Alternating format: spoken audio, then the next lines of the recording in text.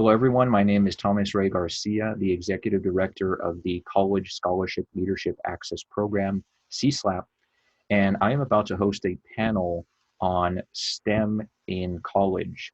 I have three panelists who have attended universities across the country, all from the Rio Grande Valley, who have majored in STEM in college and want to give their testimonies and stories about what that was like and what it's like to now either be on the cusp of graduating and or having gone out into the workforce as a STEM major. So Oscar, do you want to get started and introduce yourself? Sure. Howdy, everybody. My name's Oscar Gonzalez. I graduated from PSJ North High School in 2016.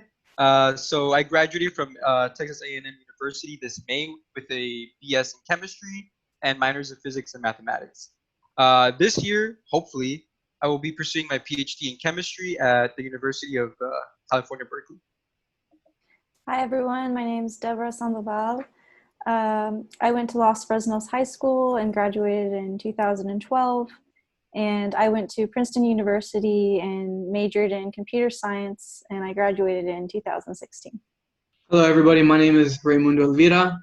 I graduated from PSJ North High School in 2016. I recently graduated from the University of Texas at Austin with a Bachelor of Science in Mechanical Engineering and a certificate in Advanced Material Science. My first question has to do with your personal motivation for going into STEM. Many students who are interested in doing this in college might be interested in knowing, why did you personally decide to major in STEM, and what do you enjoy most about it? So for me, I wasn't necessarily born with the passion in STEM, but a lot of my teachers in high school really sparked an interest for me in the physical sciences in particular. And I knew that I wanted to pursue a career in it once I graduated high school. And so right now, I really enjoy chemistry because there's no matter what topic you're interested in chemistry, there seems to be a lot of research going on, and that ultimately or immediately thereafter has positive impact on society. So that's what I enjoy most about it. Yeah, similarly, I didn't really get a spark until high school. I joined a robotics club, and that was my first introduction to coding. I had a Lego Mindstorms robot that I had to program. And then I didn't formally have an introduction until college when I took Introduction to Computer Science. And I was really excited about that class. I remember really looking forward to assignments. And I just liked the process of turning logic into code and the possibilities that come from that. So when there came a time in my Princeton career where I didn't have any computer science classes, and I was just so sad about it. And that's kind of when I realized that, hey, maybe I should major in this if I care about it so much, and it makes me really happy. I've been asked a version of this question quite often in high school, and especially my freshman year of college. And the only thing I could think about was I was good at math and science. But the truth be told, I didn't know a whole lot about the field. The reason why I did decide to pursue it was I knew that there was the opportunity to expand and grow and shape the community that I'm a part of. Today, though, I believe and I enjoy the engineering field because of the constant challenge and push and the adaptability I get through the discipline. I know that there's an aspect of this in most disciplines, but there's something different about STEM majors, and the opportunity that I've come across in the field is just something that I continue to pursue. Today, though, the discipline I like the most is failure analysis and engineering. I find just a great reward in the process and critical thinking routes I take to find solutions. You all come from amazing universities for STEM. We've got TAMU, UT Austin, Princeton. I think a high school student might be asking, what should I know about this university specifically if I'm planning to go into STEM? So can you guys talk to your experiences of what does it mean to major in your STEM field at your university specifically? I think for A&M, STEM, well, A&M in general is very STEM heavy, and there's actually this initiative by the engineering department that they want to have 25 students in the engineering department enrolled by 2025. I think they've already reached that goal. I'm not too sure, but so you can see from that A&M is very STEM heavy, and a lot of resources are geared towards people in STEM or people planning to pursue a career in STEM. So, for example, A&M offers free tutoring from courses that you take if you're a STEM major. There's STEM-only career fairs, so you can only go in if you're actually majoring in some kind of STEM. So you have to show your ID, and from there, they'd either let you in or kick you out, etc. There's also plenty of opportunities to apply what you learn in class. So this includes stuff like research, hackathons, and recently they've A&M has this initiative to have these event days where they bring in students from different backgrounds like architecture, uh, science, like biology, physics, math, and engineering, and some other social sciences, and they essentially invent something within 48 hours. So it's pretty open-ended, and you can take that approach however you want. But my friends told me it's a really good learning experience. Yeah, so I can only speak for computer science, but one of the things I would want RGV students to know is, Princeton has some of the best experts in their field when it comes to computer science. So you're actually being taught by people who, were pioneers in this field. And that's something that I didn't really take advantage of enough. It's something that I regret to this day, that I had access to these people. I could have dropped in their office hours anytime. So yeah, I think that's amazing. I think it's a very rigorous discipline. You have to kind of have good time management. It can get very hard, but I think in terms of your entire Princeton experience, it's really great to have the whole well-rounded liberal arts education, as well as diving deep into STEM and having those research opportunities.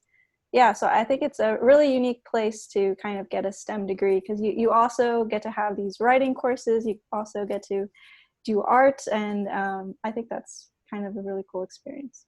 Something that I think Rio Grande Valley students especially would benefit knowing coming into UT is ask questions about the instructors in your degree in the engineering department, because these instructors are heavily immersed in research, and each instructor will bring to something different to the table.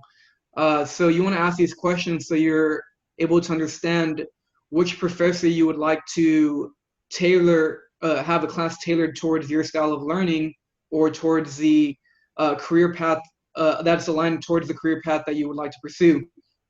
That's something that I personally didn't take advantage of.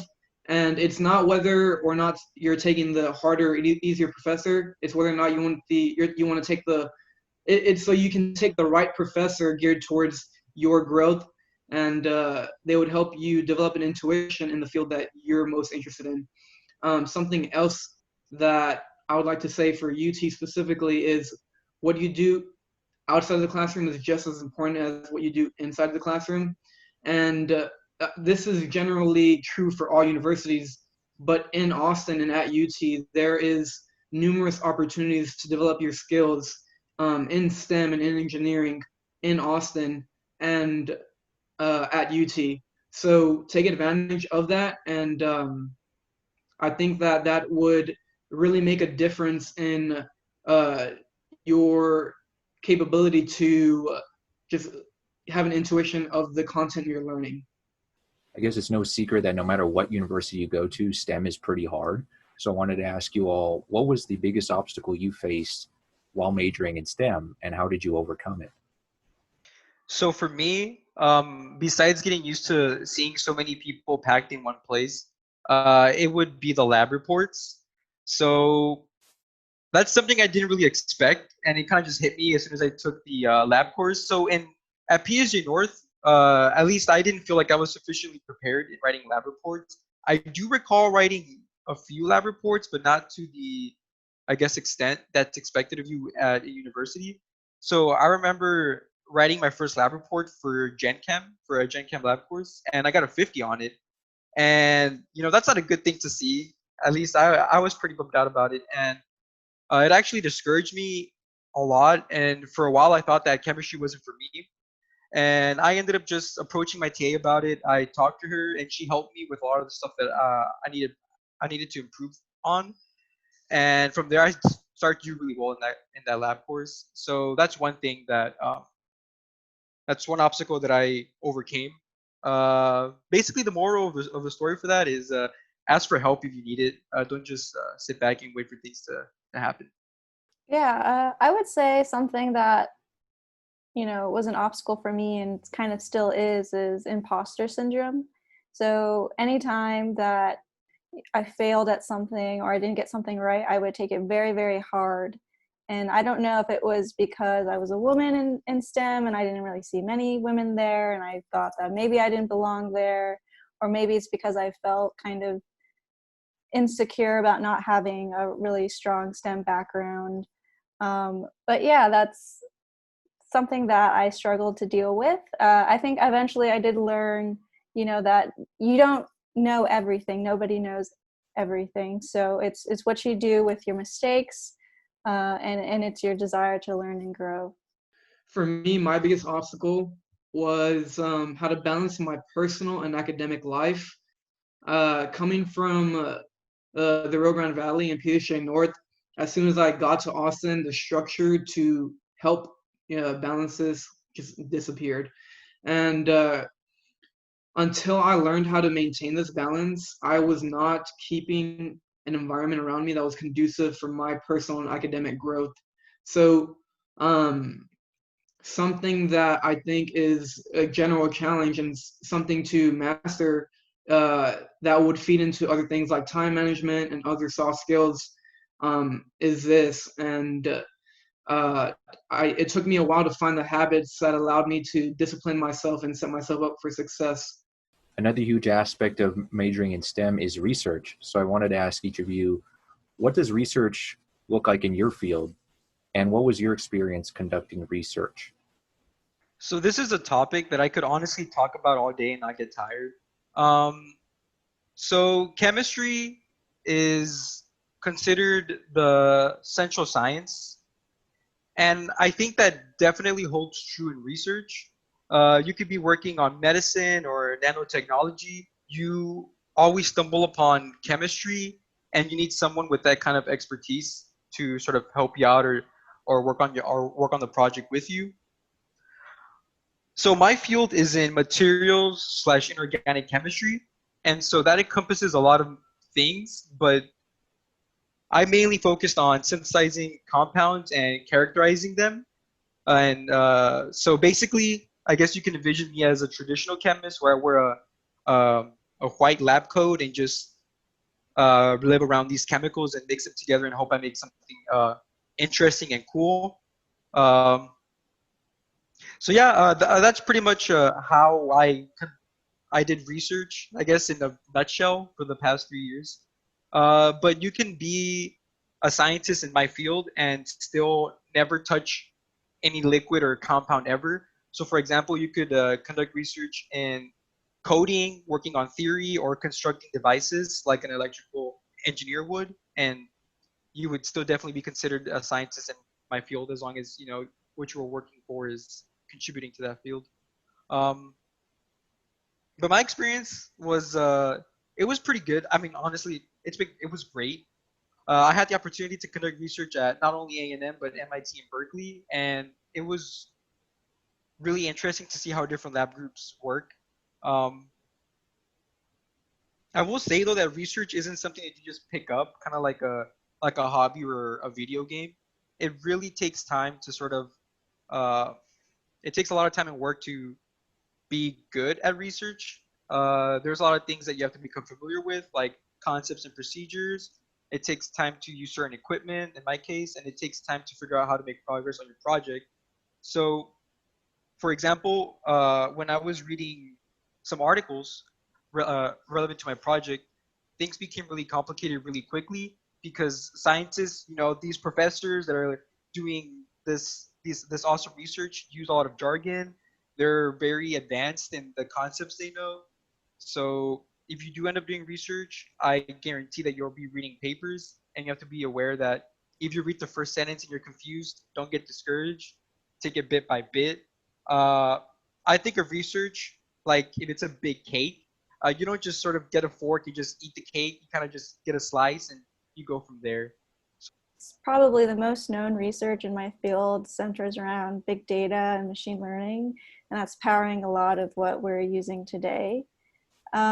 So actually in my current job, I do a little bit of experimentation. So I work with Bing at Microsoft, and one of the things we do is we can make a change to Bing, no matter how small. It could be shifting a button a few pixels or changing the color, and then we'll fork a little bit of the traffic to have that change and see what happens and see if our users hate it, if our users loved it. And then we can use that data to make informed decisions, or like, okay, our users didn't like that, let's try something else. Yeah, so I know also at Princeton, we got to do some research projects. I got to go to Yellowstone National Park and build an energy dashboard for them. So converting the energy data that they had about their solar panels and showing, historical trends and things like that on a dashboard that they can see. But yeah, you can definitely be a data scientist and have more of a research experience. But that's probably not what I do day to day right now. So my research experience was in the nanoscale design and manufacturing department, which is a little unconventional thinking about a mechanical engineer, because I was in a clean room wearing a lab and coat like a chemist, which I did not think I would end up there. But so what I was doing was just defining metallic microstructure properties in different silicon wafers and optimizing exfoliation processes.